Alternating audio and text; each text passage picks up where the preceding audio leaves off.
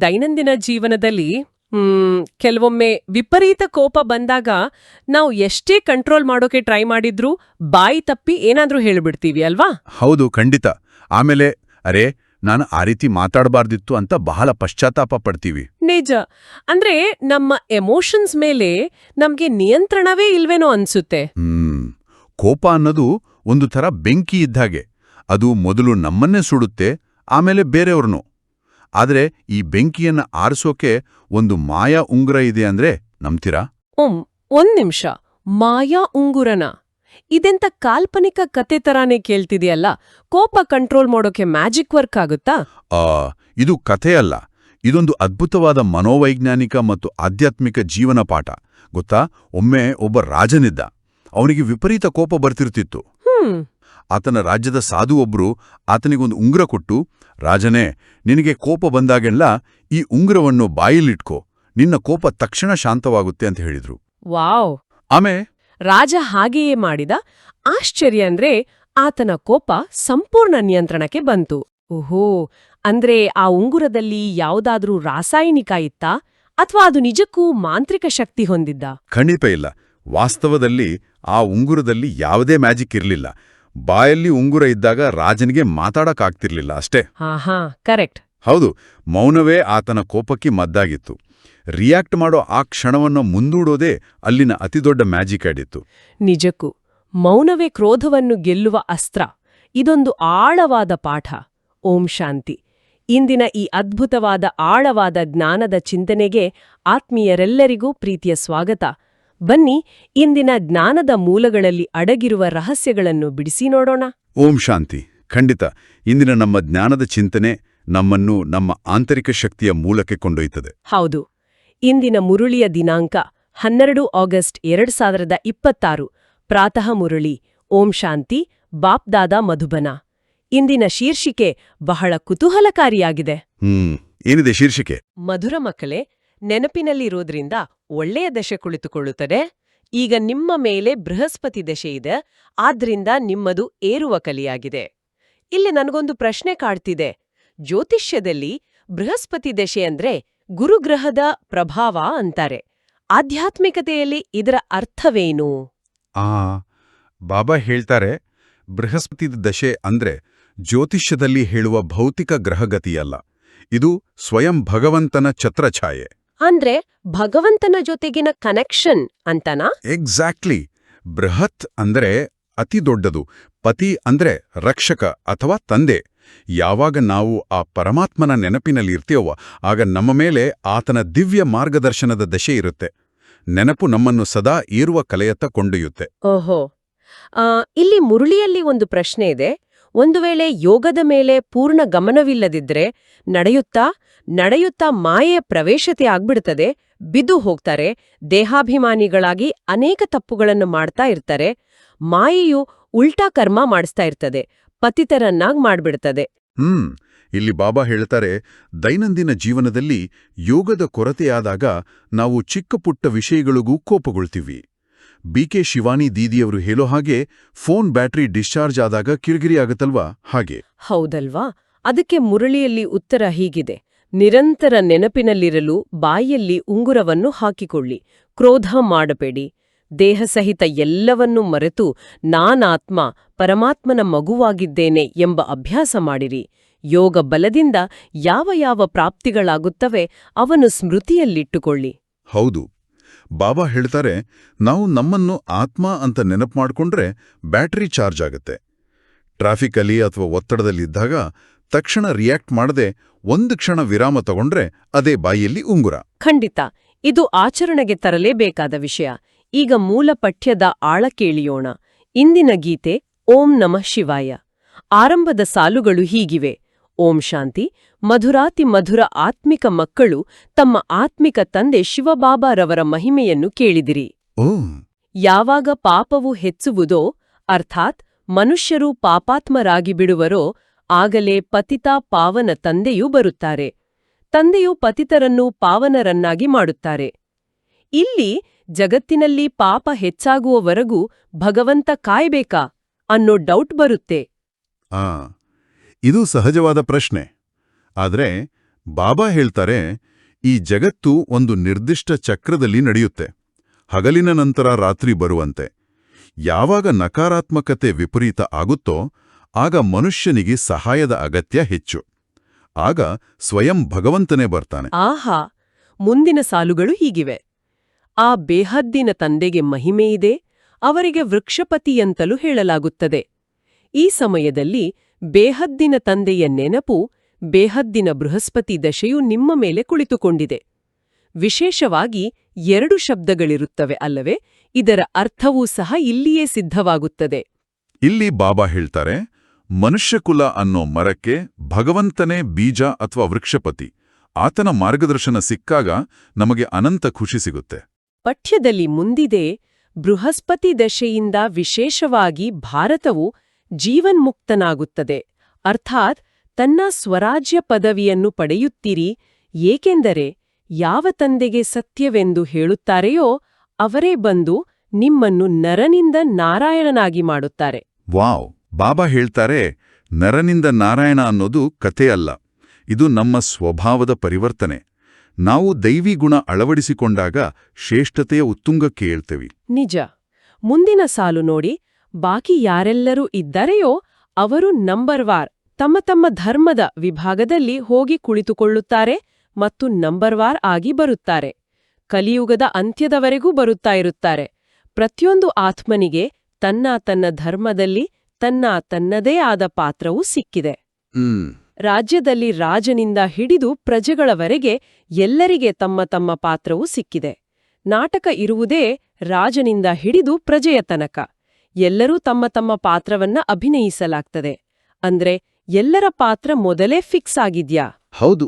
ಬಾಬಾ ಹೇಳ್ತಾರೆ, ಈ ಜಗತ್ತು ಒಂದು ನಾಟಕ. ಪ್ರತಿಯೊಂದು ಆತ್ಮಕ್ಕೂ ತನ್ನದೇ ಪಾತ್ರವಿದೆ. ಯಾರೊಂದಿಗೂ ಹೋಲಿಕೆ ಬೇಡ. ದಾದಿ ಪ್ರಕಾಶಮಣಿಯವರನ್ನೇ ನೋಡಿ. ಹೌದಲ್ವಾ? ಅವರು ಪ್ರತಿಯೊಬ್ಬರ ಪಾತ್ರವನ್ನು ಒಪ್ಕೊಳ್ತಿದ್ರು. ಎಕ್ಸಾಕ್ಟ್ಲಿ. ಬಾಬಾ ಹೇಳ್ತಾರೆ, ಯಾರನ್ನೂ ಟೀಕಿಸದೆ ಸದಾ ಖುಷಿಯಿಂದ ಇರೋದೇ ನಿಜವಾದ ಜ್ಞಾನ. ಅದೇ ನಮ್ಮ ಪಾತ್ರವನ್ನು ಶ್ರೇಷ್ಠ ಮಾಡುತ್ತೆ. ಹೋಲಿಕೆ ಮಾಡ್ಕೊಳ್ಳೋದೇ ದುಃಖಕ್ಕೆ ಮೂಲ. ಪಠ್ಯದಲ್ಲಿ ಮುಂದಿದೆ, ನೀವು ಮಕ್ಕಳು ತಿಳಿದುಕೊಂಡಿದ್ದೀರಿ, ನಮ್ಮ ಮೇಲೆ ಬೃಹಸ್ಪತಿ ದಶೆಯೂ ಕುಳಿತಿದೆ. ಒಂದೇ ದಿನ ಕುಳಿತುಕೊಳ್ಳುತ್ತಿದೆ ಎಂದಲ್ಲ. ನಿಮ್ಮ ಬೃಹಸ್ಪತಿ ದಶೆಯೂ ನಡೆಯುತ್ತಿದೆ. ಈಗ ನಿಮ್ಮದು ಏರುವ ಕಲೆಯಾಗಿದೆ. ಎಷ್ಟು ನೆನಪು ಮಾಡುತ್ತೀರೋ ಅಷ್ಟು ಏರುವ ಕಲೆಯಾಗುವುದು. ಇಲ್ಲಿ ಬಾಬಾ ಹೇಳ್ತಾರೆ, ಆಂತರಿಕ ಉನ್ನತಿ ಅಥವಾ ಏರುವ ಕಲೆ ಅನ್ನೋದು ನಿರಂತರ ಪ್ರಕ್ರಿಯೆ. ಪರಮಾತ್ಮನ ನೆನಪೇ ನಮ್ಮ ರಕ್ಷಾ ಕವಚ. ಆ ಕವಚ ಮರ್ತರೆ ಏನಾಗುತ್ತೆ ಅಂತ ಮುಂದಿನ ಸಾಲು ಹೇಳುತ್ತೆ. ನೆನಪನ್ನು ಮರೆಯುವುದರಿಂದ ಮಾಯೆಯ ವಿಘ್ನಗಳು ಬರುತ್ತವೆ. ನೆನಪಿನಿಂದ ಒಳ್ಳೆಯ ದಶೆ ಕುಳಿತುಕೊಳ್ಳುತ್ತದೆ. ಚೆನ್ನಾಗಿ ನೆನಪು ಮಾಡದಿದ್ದರೆ ಅವಶ್ಯವಾಗಿ ಬೀಳುವರು. ಮತ್ತೆ ಅವರಿಂದ ಒಂದಲ್ಲ ಒಂದು ತಪ್ಪುಗಳಾಗುವವು. ನಿಜ. ಬಾಬಾ ಹೇಳ್ತಾರೆ, ನಾವು ದೇಹಾಭಿಮಾನಕ್ಕೆ ಜಾರಿದಾಗ ತಪ್ಪುಗಳು ಸಹಜವಾಗಿ ಆಗುತ್ತವೆ. ತಂದೆಯೂ ತಿಳಿಸ್ತಾರೆ, ಡ್ರಾಮಾ ಅನುಸಾರ ಯಾವುದೆಲ್ಲ ಧರ್ಮದವರಿದ್ದಾರೆಯೋ ಒಬ್ಬರು ಇನ್ನೊಬ್ಬರ ಹಿಂದೆ ಪಾತ್ರವನ್ನು ಅಭಿನಯಿಸಲು ಬರ್ತಾರೆ. ಮಕ್ಕಳಿಗೆ ತಿಳಿದಿದೆ, ಸ್ವರ್ಗದ ದಶೆ ಅರ್ಥಾತ್ ಜೀವನ್ಮುಕ್ತಿಯ ದಶೆಯು ಈಗ ನಮ್ಮ ಮೇಲೆ ಕುಳಿತುಕೊಂಡಿದೆ. ಈ ಡ್ರಾಮಾದ ಚಕ್ರವೂ ಹೇಗೆ ಸುತ್ತುತ್ತದೆ ಎಂಬುದನ್ನು ಸಹ ವಿವರವಾಗಿ ತಿಳ್ಕೋಬೇಕಾಗಿದೆ. ಈ ಸೃಷ್ಟಿ ನಾಟಕದ ಚಕ್ರವು ವಿಶೇಷವಾಗಿ ಭಾರತದ ಮೇಲೆ ಮಾಡಲ್ಪಟ್ಟಿದೆ. ತಂದೆಯೂ ಭಾರತದಲ್ಲಿಯೇ ಬರ್ತಾರೆ. ಭಾರತಕ್ಕೇಕೆ ಇಷ್ಟು ವಿಶೇಷ ಸ್ಥಾನ? ಬಾಬಾ ಹೇಳ್ತಾರೆ, ಭಾರತ ಪ್ರಾಚೀನ ಆಧ್ಯಾತ್ಮಿಕ ಪರಂಪರೆಯ ತವರೂರು. ಆಧ್ಯಾತ್ಮಿಕ ಪರಿವರ್ತನೆಯ ಬೀಜ ಮೊದಲು ಇಲ್ಲಿಯೇ ಬಿತ್ತಲ್ಪಡುತ್ತದೆ. ಮುಂದೆ ಒಂದು ಕುತೂಹಲಕಾರಿ ಉದಾಹರಣೆ ಇದೆ. ಗಾಯನವಿದೆ, ಆಶ್ಚರ್ಯವೆನಿಸುವಂತೆ ಕೇಳಿ, ಹೇಳಿ, ನಡೆಯುತ್ತಾ ಮತ್ತೆ ಬಿಟ್ಟು ಹೋಗುವರು. ನಡೆಯುತ್ತಾ ಮಾಯೆಯ ಪ್ರವೇಶತೆ ಆಗುವ ಕಾರಣ ಕೆಳಗೆ ಬೀಳ್ತಾರೆ. ಯೋಗದ ಮೇಲೆ ಪೂರ್ಣ ಗಮನ ಕೊಡುವುದಿಲ್ಲ. ಮತ್ತೆ ತಂದೆಯೂ ಬಂದು ಸಂಜೀವನಿ ಮೂಲಿಕೆಯನ್ನು ಕೊಡ್ತಾರೆ. ಅರ್ಥಾತ್ ಮೂರ್ಛಿತರಾದವರನ್ನು ಎಚ್ಚರಿಸುವಂಥ ಮೂಲಿಕೆಯನ್ನು ಕೊಡ್ತಾರೆ. ಹೌದು. ಬಾಬಾ ಹೇಳ್ತಾರೆ, ನಾವು ಲೌಕಿಕ ಆಕರ್ಷಣೆಗಳಲ್ಲಿ ಸಿಲುಕಿ ನಿಜ ಸ್ವರೂಪ ಮರೆತಾಗ ಅದು ಮೂರ್ಛೆ ಹೋದಂತೆ. ಆಗ ಪರಮಾತ್ಮನು ನೀಡುವ ಜ್ಞಾನವೇ ಸಂಜೀವಿನಿ ಮೂಲಿಕೆ. ಪಠ್ಯದಲ್ಲಿ ಮುಂದಿದೆ, ಹನುಮಂತನು ನೀವೇ ಆಗಿದ್ದೀರಿ, ತಂದೆಯೂ ತಿಳಿಸಿದ್ದಾರೆ. ಈ ಸಮಯದಲ್ಲಿ ರಾವಣನನ್ನು ಓಡಿಸುವುದಕ್ಕಾಗಿ ಈ ಮೂಲಿಕೆಯನ್ನು ಕೊಡುತ್ತೇನೆ. ನಿಮಗೆಲ್ಲವೂ ಸತ್ಯವಾದ ಮಾತುಗಳನ್ನು ತಿಳಿಸುತ್ತೇನೆ. ನಾವೇ ಹನುಮಂತ ಹೇಗೆ ಆಗ್ತೀವಿ? ಬಾಬಾ ಹೇಳ್ತಾರೆ, ನಾವೇ ಆ ಹನುಮಂತನಂತೆ. ಅಂದ್ರೆ ಜ್ಞಾನವನ್ನು ಪಡೆದು ಎಚ್ಚೆತ್ತುಕೊಂಡು ದುಃಖದಲ್ಲಿರುವ ಇತರರಿಗೂ ಈ ಮೂಲಿಕೆಯನ್ನು ಹಂಚಬೇಕು. ಜ್ಞಾನ ಹಂಚೋದು ನಮ್ಮ ಕರ್ತವ್ಯ. ಮುಂದಿನ ಸಾಲು ನೋಡಿ. ಒಬ್ಬ ತಂದೆಯೇ ಸತ್ಯವಾಗಿದ್ದಾಗ ಅವರೇ ಬಂದು ಸತ್ಯನಾರಾಯಣನ ಕಥೆಯನ್ನು ತಿಳಿಸಿ ಸತ್ಯಯುಗದ ಸ್ಥಾಪನೆ ಮಾಡುತ್ತಾರೆ. ಇವರಿಗೆ ಸತ್ಯವಂತ, ಸತ್ಯವನ್ನು ಹೇಳುವರೆಂದು ಹೇಳಲಾಗುತ್ತದೆ. ನಿಮ್ಮನ್ನು ಕೇಳುತ್ತಾರೆ, ನೀವು ಶಾಸ್ತ್ರಗಳನ್ನು ನಂಬುತ್ತೀರಾ? ಆಗ ತಿಳಿಸಿರಿ, ಹೌದು, ನಾವು ಶಾಸ್ತ್ರಗಳನ್ನು ಏಕೆ ನಂಬುವುದಿಲ್ಲ? ನಮಗೆ ತಿಳಿದಿದೆ, ಇವೆಲ್ಲವೂ ಭಕ್ತಿ ಮಾರ್ಗದ ಶಾಸ್ತ್ರಗಳಾಗಿವೆ. ಇವನ್ನು ನಾವು ನಂಬುತ್ತೇವೆ. ಜ್ಞಾನ ಉತ್ತು ಭಕ್ತಿ 2 ಮಾತುಗಳಿವೆ. ಈಗ ಜ್ಞಾನ ಸಿಗುತ್ತದೆ ಎಂದ ಮೇಲೆ ಭಕ್ತಿಯ ಅವಶ್ಯಕತೆ ಏನಿದೆ? ಭಕ್ತಿ ಎಂದರೆ ಇಳಿಯುವ ಕಲೆ, ಜ್ಞಾನವೆಂದರೆ ಏರುವ ಕಲೆ. ಒಂದು ನಿಮಿಷ, ಭಕ್ತಿಯಿಂದ ನೆಮ್ಮದಿ ಸಿಗುತ್ತಲ್ವಾ? ಅದು ಹೇಗೆ ಇಳಿಯುವ ಕಲೆ ಆಗುತ್ತೆ? ಹೌದು, ಭಕ್ತಿಯಿಂದ ಪ್ರಾಥಮಿಕ ಶಾಂತಿ ಸಿಗತ್ತೆ. ಆದ್ರೆ ಬಾಬಾ ಹೇಳ್ತಾರೆ, ಭಕ್ತಿಯಲ್ಲಿ ನಾವು ಸದಾ ಬೇಡಿಕೊಳ್ಳುವ ಸ್ಥಿತಿಯಲ್ಲಿ ಇರ್ತೀವಿ. ಅದು ಇಳಿಯುವ ಕಲೆ. ಜ್ಞಾನದಲ್ಲಿ ನಾವು ಭಗವಂತನಿಂದ ಪಡೆಯುವವರಾಗ್ತೀವಿ. ಅದೇ ಏರುವ ಕಲೆ. ಈ ಸಮಯದಲ್ಲಿ ಭಕ್ತಿಯು ನಡೆಯುತ್ತಿದೆ. ಈಗ ನಮಗೆ ಜ್ಞಾನ ಸಿಕ್ಕಿದೆ. ಇದರಿಂದ ಸದ್ಗತಿ ಆಗುತ್ತದೆ. ಭಕ್ತರ ರಕ್ಷಣೆ ಮಾಡುವವರು ಒಬ್ಬರೇ ಭಗವಂತನಾಗಿದ್ದಾರೆ. ಶತ್ರುವಿನಿಂದ ರಕ್ಷಣೆ ಮಾಡಲಾಗುತ್ತದಲ್ಲವೇ? ತಂದೆಯೂ ಹೇಳುತ್ತಾರೆ, ನಾನು ಬಂದು ರಾವಣನಿಂದ ನಿಮ್ಮ ರಕ್ಷಣೆ ಮಾಡುತ್ತೇನೆ. ರಾವಣನಿಂದ ಹೇಗೆ ರಕ್ಷಣೆಯಾಗುತ್ತದೆ ಎಂಬುದನ್ನು ನೋಡುತ್ತೀರಲ್ಲವೇ? ಈ ರಾವಣನ ಮೇಲೆ ಜಯಗಳಿಸಬೇಕಾಗಿದೆ. ಈ ರಾವಣ ಯಾರು? 10 ತಲೆಯ ರಾಕ್ಷಸನ? ಬಾಬಾ ಹೇಳ್ತಾರೆ, ರಾವಣ ಅಂದ್ರೆ ಹೊರಗಿನ ರಾಕ್ಷಸನಲ್ಲ. ನಮ್ಮೊಳಗಿನ ಕಾಮ, ಕ್ರೋಧ, ಲೋಭ, ಮೋಹ, ಅಹಂಕಾರ ಎಂಬ 10 ವಿಕಾರಗಳೇ ರಾವಣ. ಜ್ಞಾನದಿಂದ ಭಗವಂತ ನಮ್ಮನ್ನ ಈ ಶತ್ರುಗಳಿಂದ ರಕ್ಷಿಸ್ತಾರೆ. ತಂದೆಯೂ ತಿಳಿಸುತ್ತಾರೆ, ಮಧುರ ಮಕ್ಕಳೇ, ಈ ರಾವಣನು ನಿಮ್ಮನ್ನು ತಮೋಪ್ರಧಾನರನ್ನಾಗಿ ಮಾಡಿದ್ದಾನೆ. ಸತ್ಯಯುಗಕ್ಕೆ ಸತೋಪ್ರಧಾನ, ಸ್ವರ್ಗವೆಂದು ಹೇಳಲಾಗುತ್ತದೆ. ಮತ್ತೆ ಕಲೆಗಳು ಕಡಿಮೆಯಾಗುತ್ತಾ ಹೋಗುತ್ತವೆ. ಅಂತ್ಯದಲ್ಲಿ ಯಾವಾಗ ಸಂಪೂರ್ಣ ದೇಹಾಭಿಮಾನದಲ್ಲಿ ಬಂದು ಬಿಡುವರೋ ಆಗ ಪತಿತರಾಗುತ್ತಾರೆ. ಇದು ಪ್ರಕೃತಿಯ ನಿಯಮ. ಹೇಗೆ ಹೊಸ ಮನೆಯು ತಯಾರಾದ ಮೇಲೆ 1 ತಿಂಗಳಿನ ನಂತರ ಅಥವಾ 6 ತಿಂಗಳಿನ ನಂತರ ಒಂದಲ್ಲ ಒಂದು ಪರಿವರ್ತನೆ ಆಗಿಬಿಡುತ್ತದೆ. ಪ್ರತಿ ವರ್ಷ ಮನೆಗೆ ಸುಣ್ಣ ಬಣ್ಣವನ್ನು ಬಳಿಯುತ್ತಾರೆ. ಕಲೆಯಂತೂ ಕಡಿಮೆಯಾಗುತ್ತದೆಯಲ್ಲವೇ? ಹೊಸದರಿಂದ ಹಳೆಯದು, ಹಳೆಯದರಿಂದ ಮತ್ತೆ ಹೊಸದು. ಇದು ಆರಂಭದಿಂದ ಹಿಡಿದು ಪ್ರತಿಯೊಂದು ವಸ್ತುವಿನದು ಇದೇ ರೀತಿ ಆಗುತ್ತಾ ಬಂದಿದೆ. ಈ ಮನೆಯು 100 ವರ್ಷ, 150 ವರ್ಷದವರೆಗೆ ನಡೆಯುವುದೆಂದು ತಿಳಿದುಕೊಳ್ಳಲಾಗುತ್ತದೆ. ಈ ಮನೆಯ ಉದಾಹರಣೆ ಬಹಳ ವಾಸ್ತವಿಕವಾಗಿದೆ. ಬಾಬಾ ಹೇಳ್ತಾರೆ, ಹೊಸ ಮನೆ ಹೇಗೆ ಹಳೆಯದಾಗುತ್ತದೆಯೋ ನಮ್ಮ ಆತ್ಮವು ಭೌತಿಕ ಸಂಪರ್ಕದಿಂದ ತನ್ನ ಶಕ್ತಿ ಕಳೆದುಕೊಂಡು ತಮೋಪ್ರಧಾನವಾಗುತ್ತದೆ. ಈಗ ಭಗವಂತ ಜ್ಞಾನದ ಸುಣ್ಣ ಬಣ್ಣ ಬಳಿಯುತ್ತಿದ್ದಾರೆ. ತಂದೆಯು ತಿಳಿಸ್ತಾರೆ, ಹೊಸ ಪ್ರಪಂಚಕ್ಕೆ ಸತ್ಯಯುಗವೆಂದು ಹೇಳಲಾಗುತ್ತದೆ. ಮತ್ತೆ ತ್ರೇತಾಯುಗಕ್ಕೆ 25% ಕಡಿಮೆ ಎಂದು ಹೇಳಬಹುದು, ಏಕೆಂದರೆ ಸ್ವಲ್ಪ ಹಳೆಯದಾಗುತ್ತದೆ. ಅವರು ಚಂದ್ರವಂಶೀಯರಾಗಿರುತ್ತಾರೆ.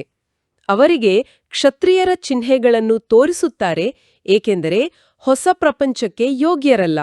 ಆದ್ದರಿಂದ ಸೂರ್ಯವಂಶೀಯರಿಗಿಂತ ಕಡಿಮೆ ಪದವಿಯವರಾದರು. ಕೃಷ್ಣಪುರಿಯಲ್ಲಿ ಹೋಗಬೇಕೆಂದು ಎಲ್ಲರೂ ಬಯಸುತ್ತಾರೆ. ರಾಮಪುರಿಯಲ್ಲಿ ಹೋಗಬೇಕೆಂದು ಹೇಳುವುದಿಲ್ಲ. ಎಲ್ಲರೂ ಕೃಷ್ಣಪುರಿಗಾಗಿಯೇ ಹೇಳುತ್ತಾರೆ. ಬೃಂದಾವನಕ್ಕೆ ನಡೆಯಿರಿ ಎಂದು ಗಾಯನವಿದೆಯಲ್ಲವೇ? ಬೃಂದಾವನದ ಮಾತಿದೆ, ಅಯೋಧ್ಯೆಗೆ ಹೇಳುವುದಿಲ್ಲ. ಬಾಬಾ ಹೇಳ್ತಾರೆ, ಸೂರ್ಯವಂಶಿ ಮತ್ತು ಚಂದ್ರವಂಶಿ ಅನ್ನೋದು ಕುಲ ಅಲ್ಲ, ಇದು ಆಂತರಿಕ ಶುದ್ಧತೆಯ ಮಟ್ಟ. ಸಂಪೂರ್ಣ ಪ್ರಕಾಶಮಾನವಾಗಿರೋದು ಕೃಷ್ಣಪುರಿ. ಶ್ರೀಕೃಷ್ಣನ ಮೇಲೆ ಎಲ್ಲರಿಗೆ ಪ್ರೀತಿ ಇರುತ್ತದೆ. ಕೃಷ್ಣನನ್ನು ಬಹಳ ಪ್ರೀತಿಯಿಂದ ನೆನಪು ಮಾಡುತ್ತಾರೆ. ಕೃಷ್ಣನನ್ನು ನೋಡುತ್ತಾರೆಂದರೆ ಕೃಷ್ಣನಂತಹ ಪತಿ ಸಿಗಲಿ, ಕೃಷ್ಣನಂತಹ ಮಗುವಾಗಲಿ, ಇಂತಹ ಸಹೋದರ ಸಿಗಲಿ ಎಂದು ಹೇಳುತ್ತಾರೆ. ಬುದ್ಧಿವಂತ ಕನ್ಯೆಯರು ಕೃಷ್ಣನ ಮೂರ್ತಿಯನ್ನು ಸನ್ಮುಖದಲ್ಲಿಟ್ಟುಕೊಳ್ಳುತ್ತಾರೆ. ಇವರಂತಹ ಮಗುವಾಗಲಿ. ಕೃಷ್ಣನ ಪ್ರೀತಿಯಲ್ಲಿ ಬಹಳ ಇರುತ್ತಾರಲ್ಲವೇ? ಕೃಷ್ಣಪುರಿಯನ್ನು ಎಲ್ಲರೂ ಬಯಸುತ್ತಾರೆ. ಈಗಂತೂ ಕಂಸಪುರಿ ರಾವಣನ ಪುರಿಯಾಗಿದೆ. ಜಗತ್ತು ಕಂಸಪುರಿ ಹೇಗೆ ಆಯಿತು? ಬಾಬಾ ಹೇಳುತ್ತಾರೆ, ಕಂಸ ಅಂದರೆ ಅಹಂಕಾರ. ಈಗಿನ ಜಗತ್ತು ಅಹಂಕಾರದಿಂದ ತುಂಬಿದೆ. ನಾವು ಇದರಲ್ಲೇ ಕೃಷ್ಣನಂತಹ ದೈವಿ ಗುಣ ಬೆಳೆಸಿಕೊಳ್ಳಬೇಕು. ಕೃಷ್ಣಪುರಿಗೆ ಬಹಳ ಮಹತ್ವಕೀಯ ಇದೆ. ಕೃಷ್ಣನನ್ನು ಎಲ್ಲರೂ ನೆನಪು ಮಾಡುತ್ತಾರೆ. ಆದ್ದರಿಂದಲೇ ತಂದೆಯು ಹೇಳುತ್ತಾರೆ, ನೀವು ಇಷ್ಟು ಸಮಯ ನೆನಪು ಮಾಡುತ್ತಾ ಬಂದಿದ್ದೀರಿ, ಈಗ ಕೃಷ್ಣಪುರಿಯಲ್ಲಿ ಹೋಗುವ ಪುರುಷಾರ್ಥ ಮಾಡಿರಿ, ಇವರ ಮನೆತನದಲ್ಲಿ ಬನ್ನಿರಿ. ಸೂರ್ಯವಂಶೀಯರಿಗೆ 8 ಮನೆತನಗಳಿವೆ. ಅಂದ ಮೇಲೆ ರಾಜಧಾನಿಯಲ್ಲಿ ರಾಜಕುಮಾರರೊಂದಿಗೆ ಉಯ್ಯಾಲೆಯಲ್ಲಿ ತೂಗುವಂತಹ ಪುರುಷಾರ್ಥ ಮಾಡಿರಿ. ಇದು ತಿಳುವಳಿಕೆಯ ಮಾತಲ್ಲವೇ? ಹೌದು. ಬಾಬಾ ಹೇಳುತ್ತಾರೆ, ಕೇವಲ ಪೂಜೆಯಿಂದ ಕೃಷ್ಣಪುರಿ ಸಿಗಲ್ಲ. ನಮ್ಮ ಸದ್ಗುಣಗಳಿಂದ ಅತ್ಯುನ್ನತ ಪುರುಷಾರ್ಥ ಮಾಡಬೇಕು. ಈಗ ಬಹಳ ಮುಖ್ಯವಾದ ಪದ ಬರ್ತಿದೆ. ತಂದೆಯೂ ತಿಳಿಸ್ತಾರೆ, ಮಕ್ಕಳೇ, ಎಷ್ಟು ಸಾಧ್ಯವೋ ಮನ್ಮಾನಭವ ಆಗಿರಿ. ನೆನಪಿನಲ್ಲಿ ಇಲ್ಲದಿದ್ದರೆ ಕೆಳಗೆ ಬೀಳುತ್ತಾರೆ. ಜ್ಞಾನವೆಂದೂ ಬೀಳಿಸುವುದಿಲ್ಲ. ನೆನಪಿನಲ್ಲಿ ಇರದಿದ್ದರೆ ಕೆಳಗೆ ಬೀಳುತ್ತಾರೆ. ಇದರ ಮೇಲೆ ಅಲ್ಲಾ ಅವುಲುದ್ದೀನ್ ಹಾತಂತಾಯಿಯ ನಾಟಕಗಳು ರಚಿಸಲ್ಪಟ್ಟಿವೆ. ನೆನಪಿನಲ್ಲಿರುವುದಕ್ಕಾಗಿ ಬಾಯಲ್ಲಿ ಉಂಗುರವನ್ನು ಹಾಕಿಬಿಡುತ್ತಿದ್ರು. ಯಾರಿಗಾದ್ರೂ ಕ್ರೋಧ ಬರುತ್ತದೆ ಎಂದರೆ ಮಾತನಾಡಿಬಿಡುತ್ತಾರೆ. ಆದ್ದರಿಂದ ಬಾಯಲ್ಲಿ ಉಂಗುರವನ್ನು ಹಾಕಿಕೊಳ್ಳಿ ಎಂದು ಹೇಳುತ್ತಾರೆ. ಮಾತನಾಡದಿದ್ದರೆ ಕ್ರೋಧ ಬರುವುದಿಲ್ಲ. ತಂದೆಯೂ ತಿಳಿಸುತ್ತಾರೆ, ಎಂದೂ ಯಾರ ಮೇಲೂ ಕ್ರೋಧ ಮಾಡಬೇಡಿರಿ. ಮನ್ಮಾನಭವ ಅಂದ್ರೆ ಏನು? ಬಾಬಾ ಹೇಳ್ತಾರೆ, ಮನ್ಮಾನಭವ ಅಂದ್ರೆ ನಿನ್ನ ಮನಸ್ಸನ್ನು ನನ್ನಲ್ಲಿ ನೆಲೆಗೊಳಿಸುವಂತ. ನಾವೇ ಕಾರ್ಯಕ್ರಮದ ಆರಂಭದಲ್ಲಿ ಮಾತಾಡಿದ ಹಾಗೆ ಬಾಯಲ್ಲಿ ಉಂಗುರ ಅಂದ್ರೆ ಕೋಪ ಬಂದಾಗ ಮೌನ ವಹಿಸುವುದು. ಯಾರ ಮೇಲೂ ಕೋಪ ಮಾಡದಿರುವುದೇ ನಿಜವಾದ ಮನ್ಮಾನಭವ. ಆದರೆ ಈ ಮಾತುಗಳನ್ನು ಪೂರ್ಣ ಅರಿತುಕೊಳ್ಳದೆ ಶಾಸ್ತ್ರಗಳನ್ನು ಏನೇನನ್ನೋ ಬರೆದುಬಿಟ್ಟಿದ್ದಾರೆ. ತಂದೆಯು ಯಥಾರ್ಥವಾಗಿ ಕುಳಿತು ತಿಳಿಸುತ್ತಾರೆ. ತಂದೆಯು ಭೂಮಿಗೆ ಬಂದಾಗಲೇ ತಿಳಿಸುವರು. ಯಾರು ಬಂದು ಹೋಗುವರೋ ಅವರ ಮಹಿಮೆಯನ್ನು ಹಾಡಲಾಗುತ್ತದೆ. ಠಾಗೂರ್, ಝಾನ್ಸಿ ರಾಣಿ ಇದ್ದು ಹೋದರು. ನಂತರ ಅವರ ನಾಟಕಗಳನ್ನು ರಚಿಸಿದ್ದಾರೆ. ಒಳ್ಳೆಯದು. ಶಿವನೂ ಸಹ ಬಂದು ಹೋಗಿದ್ದಾರೆ. ಆದ್ದರಿಂದಲೇ ಶಿವಜಯಂತಿಯನ್ನು ಆಚರಿಸ್ತಾರಲ್ವೇ? ಆದರೆ ಶಿವನು ಯಾವಾಗ ಬಂದು ಏನು ಮಾಡಿದರು ಎಂಬುದನ್ನು ತಿಳಿದುಕೊಂಡಿಲ್ಲ. ಬಾಬಾ ಹೇಳ್ತಾರೆ, ಲೌಕಿಕ ಜಗತ್ತಿನ ಮಹಾನ್ ವ್ಯಕ್ತಿಗಳ ಇತಿಹಾಸ ಗೊತ್ತಿದೆ. ಆದ್ರೆ ಪರಮಪಿತನ ಆಗಮನದ ರಹಸ್ಯವನ್ನೇ ನಾವು ಮರೆತಿದ್ದೇವೆ. ಅವರಂತೂ ಇಡೀ ಸೃಷ್ಟಿಯ ತಂದೆಯಾಗಿದ್ದಾರೆ. ಅಂದಮೇಲೆ ಬಂದು ಎಲ್ಲರಿಗೂ ಅವಶ್ಯವಾಗಿ ಸದ್ಗತಿಯನ್ನು ನೀಡಿರುವರು. ಇಸ್ಲಾಮೀ, ಬೌದ್ಧ ಮೊದಲಾದ ಯಾರೆಲ್ಲರೂ ಧರ್ಮಸ್ಥಾಪನೆ ಮಾಡಿ ಹೋಗಿದ್ದಾರೆಯೋ ಅವರ ಜಯಂತಿಯನ್ನು ಆಚರಿಸುತ್ತಾರೆ. ಎಲ್ಲರ ತಿಥಿ, ತಾರೀಖು ಇದೆ. ಆದರೆ ಶಿವನ ಬಗ್ಗೆ ಯಾರಿಗೂ ತಿಳಿದಿಲ್ಲ. ಕ್ರಿಸ್ತನಿಗೆ ಇಷ್ಟು ವರ್ಷಗಳ ಮೊದಲು ಭಾರತವು ಸ್ವರ್ಗವಾಗಿತ್ತು ಎಂದು ಹೇಳುತ್ತಾರೆ. ಸ್ವಸ್ತಿಕ್ ಚಿತ್ರವನ್ನು ಬಿಡಿಸುವಾಗ ಅದರಲ್ಲಿ ಪೂರ್ಣ 4 ಭಾಗಗಳನ್ನು ಮಾಡಿದ್ದಾರೆ. ಅಂದರೆ 4 ಯುಗಗಳಿವೆ. ಆಯುಸ್ಸು ಹೆಚ್ಚು ಕಡಿಮೆಯಾಗಲು ಸಾಧ್ಯವಿಲ್ಲ. ಬಾಬಾ ಹೇಳ್ತಾರೆ, ಸ್ವಸ್ತಿಕ ಅನ್ನೋದು ಸೃಷ್ಟಿ ಚಕ್ರದ 4 ಸಮಾನ ಯುಗಗಳನ್ನ ಪ್ರತಿನಿಧಿಸುತ್ತೆ. ಕಾಲಚಕ್ರ ನಿಖರವಾಗಿದೆ. ಜಗನ್ನಾಥಪುರಿಯಲ್ಲಿ ಅನ್ನದ ನೈವೇದ್ಯವನ್ನ ತಯಾರಿಸುತ್ತಾರೆ. ಅದರಿಂದ ಪೂರ್ಣ 4 ಭಾಗಗಳಾಗಿ ಬಿಡುತ್ತವೆ. ತಂದೆಯು ತಿಳಿಸುತ್ತಾರೆ, ಭಕ್ತಿ ಮಾರ್ಗದಲ್ಲಿ ಎಲ್ಲಾ ಗೊಂದಲ ಮಾಡಿಬಿಟ್ಟಿದ್ದಾರೆ. ಆದ್ದರಿಂದ ಮಕ್ಕಳೇ, ದೇಹ ಸಹಿತ ಎಲ್ಲವನ್ನೂ ಮರೆತು ಹೋಗಿ. ನಾನಾತ್ಮನಾಗಿದ್ದೇನೆ, ಪರಮಪಿತ ಪರಮಾತ್ಮನ ಮಗುವಾಗಿದ್ದೇನೆ, ಈ ಅಭ್ಯಾಸವನ್ನು ಇಟ್ಟುಕೊಳ್ಳಿ. ಇದು ಬಹಳ ಮುಖ್ಯ. ತಂದೆಯು ಸ್ವರ್ಗದ ರಚಯಿತನಾಗಿದ್ದಾನೆ. ಅಂದಮೇಲೆ ಅವಶ್ಯವಾಗಿ ನಮ್ಮನ್ನು ಸ್ವರ್ಗದಲ್ಲಿ ಕಳುಹಿಸಿರಬೇಕು. ನರಕದಲ್ಲಂತೂ ಕಳುಹಿಸುವುದಿಲ್ಲ. ತಂದೆಯು ಯಾರನ್ನೂ ನರಕದಲ್ಲಿ ಕಳುಹಿಸುವುದಿಲ್ಲ. ಮೊಟ್ಟಮೊದಲು ಎಲ್ಲರೂ ಸುಖವನ್ನು ಅನುಭವಿಸುತ್ತಾರೆ. ಮೊದಲು ಸುಖ, ನಂತರ ದುಃಖ. ತಂದೆಯು ಎಲ್ಲರ ದುಃಖ ಹರ್ತ, ಸುಖಕರ್ತನಲ್ಲವೇ? ಆತ್ಮವು ಮೊದಲು ಸುಖ, ನಂತರ ದುಃಖವನ್ನು ನೋಡುತ್ತದೆ. ಕರೆಕ್ಟ್. ಬಾಬಾ ಹೇಳ್ತಾರೆ, ಭಗವಂತ ಕರುಣಾಮಯಿ. ಆತ ನಮಗೆ ನರಕ ಕೊಡಲ್ಲ. ನಾವೇ ನಮ್ಮ ದೇಹಾಭಿಮಾನದಿಂದ ದುಃಖ ಸೃಷ್ಟಿಸ್ಕೊಳ್ತೇವೆ. ವಿವೇಕವೂ ಹೇಳುತ್ತದೆ, ನಾವು ಮೊದಲು ಸತೋಪ್ರಧಾನರು, ನಂತರ ಸತೋ, ರಜೋ, ತಮೋದಲ್ಲಿ ಬರುತ್ತೇವೆ. ಮನುಷ್ಯರೂ ಸಹ ತಿಳಿದುಕೊಳ್ಳುತ್ತಾರೆ, ವಿದೇಶದವರು ಬುದ್ಧಿವಂತರಾಗಿದ್ದಾರೆ. ಅಲ್ಲಂತೂ ಇಂತಹ ಬಾಂಬುಗಳನ್ನು ತಯಾರಿಸ್ತಾರೆ ಬಹುಬೇಗನೆ. ಎಲ್ಲವೂ ಸಮಾಪ್ತಿಯಾಗಿ ಬಿಡುತ್ತವೆ. ಹೇಗೆ ಇತ್ತೀಚೆಗೆ ಶವವನ್ನು ವಿದ್ಯುತ್ನಿಂದ ಕೂಡಲೇ ಸಮಾಪ್ತಿ ಮಾಡಿಬಿಡುತ್ತಾರೆ, ಹಾಗೆಯೇ ಬಾಂಬುಗಳಿಂದ ಬೆಂಕಿಯು ಹತ್ತಿಕೊಂಡ್ರೆ ಮನುಷ್ಯರೂ ಸಹ ಬಹುಬೇಗ ಸಮಾಪ್ತಿಯಾಗಿ ಬಿಡುತ್ತಾರೆ. ಈ ಬಿದುರಿನ ಕಾಡಿಗೆ ಬೆಂಕಿ ಬೀಳಲಿದೆ. ಬಿರುಗಾಳಿಗಳು ಈ ರೀತಿ ಬರುತ್ತವೆ. ಹಳ್ಳಿಗಳು ಸಮಾಪ್ತಿಯಾಗುತ್ತವೆ. ಭಗವಂತ ಪ್ರೀತಿಯ ಸ್ವರೂಪ. ಆದರೆ ಬಾಂಬುಗಳ ಮಾತೇಕೆ? ಬಾಬಾ ಹೇಳ್ತಾರೆ, ಈ ವಿನಾಶ ಭಗವಂತ ಮಾಡೋದಿಲ್ಲ. ಮನುಷ್ಯನ ಅಹಂಕಾರ ಮತ್ತು ಬುದ್ಧಿಹೀನತೆಯೇ ಈ ಬಾಂಬುಗಳನ್ನು ತಯಾರಿಸ್ತಿದೆ. ಹಳೆಯ ಪ್ರಪಂಚ ನಾಶವಾದಾಗಲೇ ಹೊಸ ಪ್ರಪಂಚ ಸ್ಥಾಪನೆಯಾಗೋದು. ಇದು ಒಳಗಿನ ವಿಕಾರಗಳ ವಿನಾಶಕ್ಕೂ ಅನ್ವಯಿಸುತ್ತೆ. ಆ ಸಮಯದಲ್ಲೇ ಅವರನ್ನು ಪಾರು ಮಾಡಲು ಮತ್ಯಾವುದೇ ಪ್ರಬಂಧವಿರುವುದಿಲ್ಲ, ವಿನಾಶವಾಗಲೇಬೇಕಾಗಿದೆ. ಹಳೆಯ ಪ್ರಪಂಚವು ಸಮಾಪ್ತಿಯಾಗುವುದು ಗೀತೆಯಲ್ಲಿಯೂ ವರ್ಣನೆಯಿದೆ. ತಂದೆಯು ತಿಳಿಸಿದ್ರು, ಯುರೋಪಿಯನ್ನರು ಈ ರೀತಿ ಬಾಂಬ್ಗಳನ್ನು ಹಾಕುತ್ತಾರೆ, ಅದು ತಿಳಿಯುವುದೇ ಇಲ್ಲ. ನೀವು ಮಕ್ಕಳು ತಿಳಿದುಕೊಂಡಿದ್ದೀರಿ. ಕಲ್ಪದ ಮೊದಲೂ ಸಹ ವಿನಾಶವಾಗಿತ್ತು, ಈಗಲೂ ಆಗುವುದು. ನೀವು ಕಲ್ಪದೆ ಹಿಂದಿನ ತರಹ ಓದುತ್ತಿದ್ದೀರಿ. ನಿಧಾನವಾಗಿ ವೃಕ್ಷವು ವೃದ್ಧಿಯಾಗುತ್ತಾ ಇರುವುದು, ವೃದ್ಧಿಯಾಗುತ್ತಾ ಆಗುತ್ತಾ ಸ್ಥಾಪನೆಯಾಗಿ ಬಿಡುವುದು. ಹೌದು, ಬಾಬಾ ಹೇಳ್ತಾರೆ, ವಿನಾಶ ಮತ್ತು ಸ್ಥಾಪನೆ ಜೊತೆಜೊತೆಯಾಗಿ ನಡೆಯುತ್ತೆ. ಹೊರಗೆ ಹಳೆ ಜಗತ್ತು ಕುಸಿಯುವಾಗ ಒಳಗಡೆ ದೈವೀ ಸಂಸ್ಕಾರಗಳ ಸ್ಥಾಪನೆ ನಡೀತಿರುತ್ತೆ. ಮಾಯೆಯ ಬಿರುಗಾಳಿಗಳು ಬಹಳ ಒಳ್ಳೊಳ್ಳೆಯ ಹೂಗಳನ್ನು ಬೀಳಿಸಿಬಿಡುತ್ತದೆ. ಪೂರ್ಣ ಯೋಗದಲ್ಲಿ ಇರದಿದ್ರೆ ಮಾಯೆಯು ವಿಘ್ನಗಳನ್ನು ಹಾಕುತ್ತದೆ. ತಂದೆಯ ಮಗುವಾಗಿ ಪವಿತ್ರತೆಯ ಪ್ರತಿಜ್ಞೆ ಮಾಡಿ ನಂತರ ಒಂದು ವೇಳೆ ವಿಕಾರದಲ್ಲಿ ಇಳಿದ್ರೆ ಹೆಸರನ್ನೇ ಕೆಡಿಸಿಬಿಡ್ತಾರೆ. ಅಂಥವರಿಗೆ ಬಹಳ ದೊಡ್ಡ ಪೆಟ್ಟು ಬೀಳುತ್ತದೆ. ಆದ್ದರಿಂದ ತಂದೆಯು ಹೇಳುತ್ತಾರೆ, ಮಕ್ಕಳೇ, ಎಂದು ಕಾಮದ ಪೆಟ್ಟನ್ನು ತಿನ್ನಬೇಡಿರಿ. ಮಕ್ಕಳಿಗೆ ಗೊತ್ತಿದೆ, ಇಲ್ಲಿ ರಕ್ತದ ನದಿಗಳು ಹರಿಯಲಿದೆ. ಸತ್ಯಯುಗದಲ್ಲಿ ಹಾಲಿನ ನದಿಗಳು ಹರಿಯುತ್ತವೆ. ಅದು ಹೊಸ ಪ್ರಪಂಚ, ಇದು ಹಳೆಯ ಪ್ರಪಂಚವಾಗಿದೆ. ಕಲಿಯುಗದಲ್ಲಿ ನೋಡಿ ಏನಿದೆ? ಹೊಸ ಪ್ರಪಂಚದ ವೈಭವವನ್ನು ನೋಡಿರಿ, ಇಲ್ಲಂತೂ ಏನೇನೂ ಇಲ್ಲ. ಬಾಬಾ ಹೇಳ್ತಾರೆ, ಪವಿತ್ರತೆಯೇ ಎಲ್ಲಾ ಸಾಧನೆಗಳಿಗೂ ಅಡಿಪಾಯ. ಕಾಮ, ಕ್ರೋಧದಂತಹ ವಿಕಾರಗಳಿಗೆ ಬಲಿಯಾದ್ರೆ ಕೆಳಗೆ ಬೀಳ್ಬೇಕಾಗತ್ತೆ. ವನ್ನು ನೋಡಿಕೊಂಡು ಬರುತ್ತಾರೆ. ಸೂಕ್ಷ್ಮವತನದಲ್ಲಿ ಶೂಭಿರಸವನ್ನು ಕುಡಿದೆವು ಎಂದು ಹೇಳುತ್ತಾರೆ. ಇದೆಲ್ಲವೂ ಸಾಕ್ಷಾತ್ಕಾರವಾಗಿದೆ.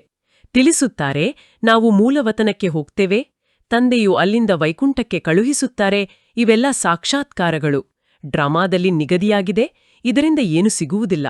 ಅನೇಕ ಮಕ್ಕಳು ಸೂಕ್ಷ್ಮವತನಕ್ಕೆ ಹೋಗ್ತಿದ್ರು, ಶೂಭಿರಸವನ್ನು ಕುಡಿಯುತ್ತಿದ್ರು. ಅಂಥವರೂ ಸಹ ಇಂದು ಇಲ್ಲ. ಬಾಬಾ ಸ್ಪಷ್ಟಪಡಿಸ್ತಾರೆ, ಕೇವಲ ಧ್ಯಾನದಲ್ಲಿ ದೃಶ್ಯ ನೋಡೋದು ತಾತ್ಕಾಲಿಕ ಅಷ್ಟೇ. ನಿಜವಾದ ಯೋಗ ಅಂದ್ರೆ ನಿರಂತರ ಭಗವಂತನ ನೆನಪು. ಒಳ್ಳೊಳ್ಳೆಯ ಮಕ್ಕಳೂ ಸಹ ಮಾಯವಾದ್ರು. ಬಹಳ ಧ್ಯಾನದಲ್ಲಿ ಹೋಗ್ತಿದ್ದವರು ಸಹ ಇಲ್ಲಿಂದ ಹೊರಟು ಹೋಗಿ ವಿವಾಹವಾದ್ರು. ಆಶ್ಚರ್ಯವೆನಿಸುತ್ತದೆ. ಮಾಯೆಯು ಹೇಗಿದೆ, ಅದೃಷ್ಟವು ಹೇಗೆ ಬದಲಾಗಿ ಬಿಡುತ್ತದೆ. ಅನೇಕರು ಒಳ್ಳೊಳ್ಳೆಯ ಪಾತ್ರವನ್ನಭಿನಯಿಸಿದ್ರು, ಸಮಯದಲ್ಲಿ ಬಹಳ ಸಹಯೋಗವನ್ನು ಕೊಟ್ರು. ಆದರೂ ಸಹ ಅವರು ಇಂದು ಇಲ್ಲ.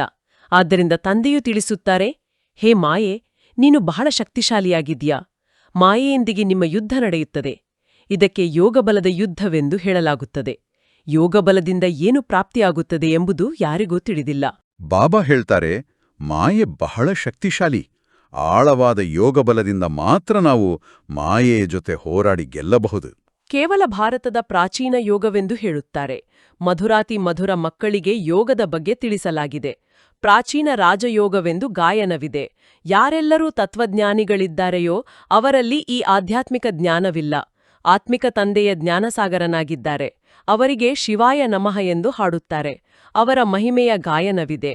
ತಂದೆಯೂ ಬಂದು ನಿಮಗೆ ಎಷ್ಟೊಂದು ಜ್ಞಾನವನ್ನು ತಿಳಿಸುತ್ತಾರೆ. ಇದಕ್ಕೆ ಜ್ಞಾನದ ಮೂರನೇ ನೇತ್ರವೆಂದು ಹೇಳಲಾಗುತ್ತದೆ. ತಮ್ಮನ್ನು ತ್ರಿಕಾಲದರ್ಶಿಗಳೆಂದು ಕರೆಸಿಕೊಳ್ಳಲು ಮತ್ಯಾರಿಗೂ ಬಲವಿಲ್ಲ. ಕೇವಲ ಬ್ರಾಹ್ಮಣರೇ ತ್ರಿಕಾಲದರ್ಶಿಗಳಾಗುತ್ತಾರೆ. ಆ ಬ್ರಾಹ್ಮಣರ ಮೂಲಕವೇ ಯಜ್ಞವನ್ನು ರಚಿಸಲಾಗಿದೆ. ರುದ್ರಜ್ಞಾನ ಯಜ್ಞವಲ್ಲವೇ? ಬಾಬಾ ಹೇಳ್ತಾರೆ, ಪರಮಾತ್ಮ ನೀಡುವ ಈ ತಿಳುವಳಿಕೆಯೇ ಮೂರನೇ ನೇತ್ರ. ಈ ಕಣ್ಣು ತೆರೆದಾಗ ನಾವು ತ್ರಿಕಾಲದರ್ಶಿಗಳಾಗ್ತೀವಿ. ಶಿವನಿಗೆ ರುದ್ರನೆಂತಲೂ ಹೇಳುತ್ತಾರೆ. ಅನೇಕ ಹೆಸರುಗಳನ್ನು ಇಟ್ಟಿದ್ದಾರೆ. ಪ್ರತಿಯೊಂದು ದೇಶದಲ್ಲಿ ಅನೇಕ ಬೇರೆ ಬೇರೆ ಹೆಸರುಗಳಿವೆ. ಒಬ್ಬ ತಂದೆಯ ವಿನಾ ಮತ್ಯಾರಿಗೂ ಇಷ್ಟೊಂದು ಹೆಸರುಗಳಿಲ್ಲ. ಇವರಿಗೆ ಬಬುಲ್ನಾಥನೆಂದು ಹೇಳುತ್ತಾರೆ. ಯಾರಲ್ಲಿ ಮುಳ್ಳುಗಳಿರುತ್ತವೆಯೋ ಅವರಿಗೆ ಬಬುಲ್ ಎಂದು ಹೇಳುತ್ತಾರೆ. ತಂದೆಯು ಮುಳ್ಳುಗಳನ್ನಾಗಿ ಹೂಗಳನ್ನಾಗಿ ಮಾಡುವರಾಗಿದ್ದಾರೆ.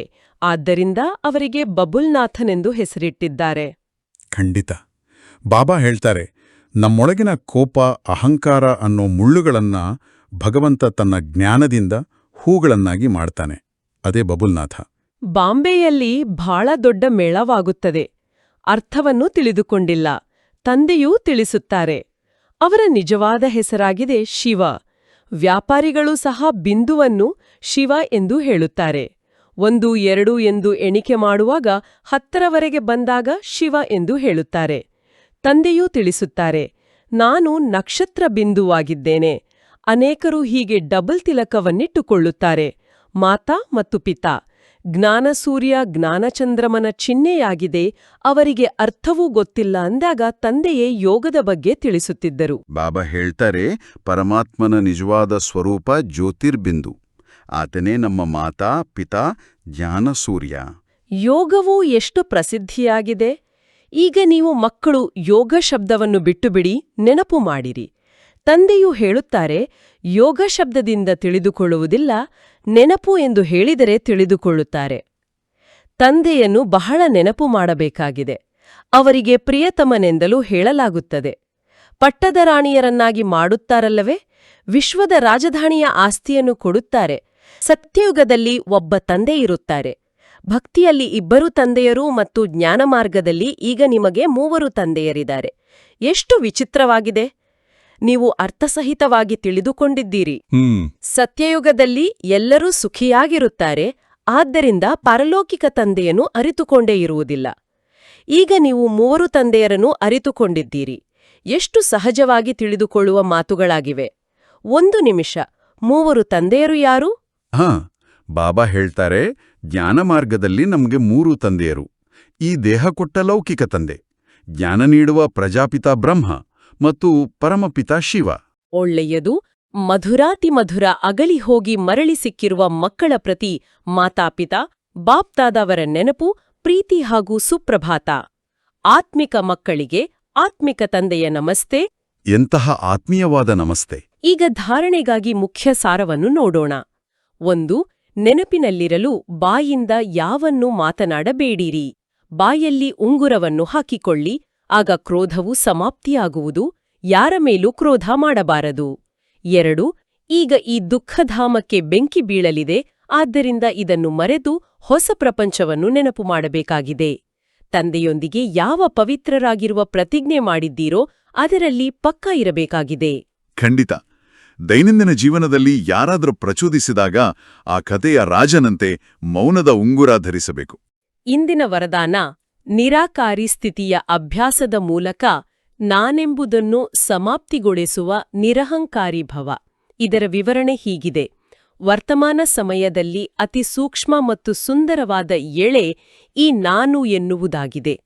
ಈ ನಾನು ಎಂಬ ಶಬ್ದವೇ ದೇಹ ಅಭಿಮಾನದಿಂದ ದೂರದಲ್ಲಿ ಕರೆದುಕೊಂಡು ಹೋಗುವಂತಹ ಶಬ್ದವೂ ಆಗಿದೆ ಮತ್ತು ದೇಹ ಅಭಿಮಾನದಲ್ಲಿ ತರುವಂಥದ್ದೂ ಆಗಿದೆ. ಯಾವಾಗ ನಾನು ಎಂಬುದು ಉಲ್ಟಾ ರೂಪದಲ್ಲಿ ಬರುತ್ತದೆ ಎಂದರೆ ತಂದೆಯ ಪ್ರಿಯರನ್ನಾಗಿ ಮಾಡುವ ಬದಲು ಯಾವುದಾದರೂ ಆತ್ಮನ ಹೆಸರು ಮಾನ್ಯತೆ ಸ್ಥಾನದ ಪ್ರಿಯರನ್ನಾಗಿ ಮಾಡಿಬಿಡುತ್ತದೆ. ಈ ಬಂಧನದಿಂದ ಮುಕ್ತರಾಗುವುದಕ್ಕಾಗಿ ನಿರಂತರ ನಿರಾಕಾರಿ ಸ್ಥಿತಿಯಲ್ಲಿ ಸ್ಥಿತರಾಗಿರುತ್ತಾ ಸಾಕಾರದಲ್ಲಿ ಬನ್ನಿರಿ. ಈ ಅಭ್ಯಾಸವನ್ನು ಸ್ವಾಭಾವಿಕ ಸ್ವಭಾವವನ್ನಾಗಿ ಮಾಡಿಕೊಳ್ಳುತ್ತೀರೆಂದರೆ ನಿರಹಂಕಾರಿಯಾಗಿ ಬಿಡುತ್ತೀರಿ. ಬಾಬಾ ಹೇಳುತ್ತಾರೆ, ನಾನು ಎಂಬುದು ಸೂಕ್ಷ್ಮವಾದ ಅಹಂಕಾರ. ದಾದಿ ಜಾನಕಿಯವರ ಹಾಗೆ ನಾನು ಕೇವಲ ನಿಮಿತ್ತ ಮಾತ್ರ ಅನ್ನೋ ನಿರಾಕಾರಿ ಸ್ಥಿತಿಯ ಅಭ್ಯಾಸ ನಮಗೆ ಬೇಕು. ಇಂದಿನ ಸ್ಲೋಗನ್, ಯಾರದೇ ಒಳ್ಳೆಯ ಅಥವಾ ಕೆಟ್ಟ ಮಾತುಗಳನ್ನು ಕೇಳಿಸಿಕೊಂಡು ಸಂಕಲ್ಪದಲ್ಲಾದರೂ ತಿರಸ್ಕಾರದ ಭಾವದ ಉತ್ಪನ್ನತೆಯಾಗುವುದು ಸಹ ಪರಮತ ಆಗಿದೆ. ಹೌದು. ಬಾಬಾ ಹೇಳ್ತಾರೆ, ಯಾರ ಬಗ್ಗೆಯಾದರೂ ಕೀಳರಿಮೆ ಬೆಳೆಸ್ಕೊಂಡ್ರೆ ನಾವು ನಮ್ಮ ಶಾಂತಿಯನ್ನು ಕಳ್ಕೊಂಡು ಪರಮತ್ವಕ್ಕೆ ಒಳಗಾಗ್ತೀಮೇ. ಅವ್ಯಕ್ತ ಸೂಚನೆಗಳು ಅಪವಿತ್ರತೆಯ ಬೀಜವನ್ನು ಸಮಾಪ್ತಿ ಮಾಡಿ ಸಂಪೂರ್ಣ ಸ್ವಚ್ಛ ಆಗಿರಿ. ಸಂಕಲ್ಪ ಅಥವಾ ಸ್ವಪ್ನದಲ್ಲಿಯೂ ಯಾವಾಗ ಪವಿತ್ರತೆಯ ಅಂಶ ಮಾತ್ರವೂ ಇರುವುದಿಲ್ಲ, ಆಗ ಹೇಳಲಾಗುವುದು ಸತ್ಯ ಬ್ರಾಹ್ಮಣ. ಇದೇ ಧಾರಣೆಗಾಗಿ ಗಾಯನವಿದೆ, ಪ್ರಾಣ ಹೋಗಲಿ ಆದರೆ ಧರ್ಮ ಹೋಗದಿರಲಿ. ಇಂತಹ ಸಾಹಸ, ಇಂತಹ ದೃಢ ನಿಶ್ಚಯ ಮಾಡುವವರು ಯಾವುದೇ ಪ್ರಕಾರದ ಪರಿಸ್ಥಿತಿಯಲ್ಲಿ ತಮ್ಮ ಧರ್ಮ ಅಥವಾ ಧಾರಣೆಯ ಪ್ರತಿ ಯಾವುದೇ ತ್ಯಾಗ ಮಾಡಬೇಕಾಗಿ ಬರಲಿ, ಸಹನೆ ಮಾಡಬೇಕಾಗಿ ಬರಲಿ, ಎದುರಿಸಬೇಕಾಗಿ ಬರಲಿ, ಸಾಹಸ ಇಟ್ಟುಕೊಳ್ಳಬೇಕಾಗಿ ಬರಲಿ, ಎಲ್ಲವನ್ನೂ ಖುಷಿಯಿಂದ ಮಾಡುವರು, ಹಿಂಜರಿಯುವುದಿಲ್ಲ. ಪ್ರಾಣ ಹೋಗಲಿ ಆದರೆ ಧರ್ಮ ಹೋಗದಿರಲಿ ಎಂದರೆ ನಮ್ಮ ಆಂತರಿಕ ಪವಿತ್ರತೆಯನ್ನು ಯಾವತ್ತೂ ಬಿಟ್ಕೊಡಬಾರದು ಅಂತ. ಎಂತಹ ಅದ್ಭುತವಾದ ಚಿಂತನೆ! ಈಗ ಇಂದಿನ ಮುರುಳಿಯ ಮುಖ್ಯ ಸಾರಾಂಶವನ್ನು ತಿಳಿಸಿ. ಇಡೀ ಮುರಳಿಯ ಸಾರಾಂಶ ಅಂದ್ರೆ, ಭಗವಂತನು ನಮಗೆ ಜ್ಞಾನದ ಸಂಜೀವಿನಿ ನೀಡಿ ನಮ್ಮ ಆಂತರಿಕ ವಿಕಾರಗಳಿಂದ ರಕ್ಷಿಸುತ್ತಿದ್ದಾರೆ. ಆತನ ನಿರಂತರ ನೆನಪಿನಿಂದ ನಾವು ಏರುವ ಕಲೆಯನ್ನು ತಲುಪಿ ಮೌನದ ಉಂಗುರವನ್ನು ಧರಿಸಿ ನರನಿಂದ ನಾರಾಯಣನಾಗ್ಬೇಕು ಎನ್ನುವುದೇ ಇಂದಿನ ಸಾರಾಂಶ. ಮೌನವೆಂಬ ಬಾಯಲ್ಲಿ ಉಂಗುರ ಧರಿಸಬೇಕು. ನಾವು ಹನುಮಂತನಂತೆ ಜ್ಞಾನದ ಸಂಜೀವಿನಿ ಮೂಲಿಕೆಯನ್ನು ಹಂಚಬೇಕು. ಜ್ಞಾನವು ಏರುವ ಕಲೆ, ಭಕ್ತಿಯು ಇಳಿಯುವ ಕಲೆಯಾಗಿದೆ. ನಾನು ಎಂಬ ಅಹಂಕಾರವನ್ನು ಬಿಟ್ಟಾಗ ಮಾತ್ರ ನಿರಹಂಕಾರಿ ಸ್ಥಿತಿ ಲಭಿಸುತ್ತದೆ. ಇಂದಿನ ಜೀವನ ಪಾಠ. ನಮ್ಮ ಸುತ್ತಮುತ್ತ ಏನೇ ಘಟನೆಗಳು ನಡೆದರೂ ನಮ್ಮ ಆಂತರಿಕ ಶಾಂತಿಯನ್ನು ನಾವು ಕಳೆದುಕೊಳ್ಳಬಾರದು.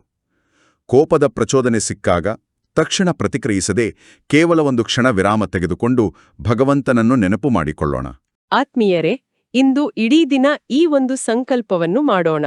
ನಾನು ಶಾಂತ ಸ್ವರೂಪ ಆತ್ಮನಾಗಿದ್ದೇನೆ. ಭಗವಂತನ ಶಕ್ತಿ ಸದಾ ನನ್ನೊಂದಿಗಿದೆ. ಕೋಪ ಬರುವ ಸನ್ನಿವೇಶ ಬಂದಾಗ ನಗುಮುಖದಿಂದ ಮೌನವಾಗಿರೋಣ.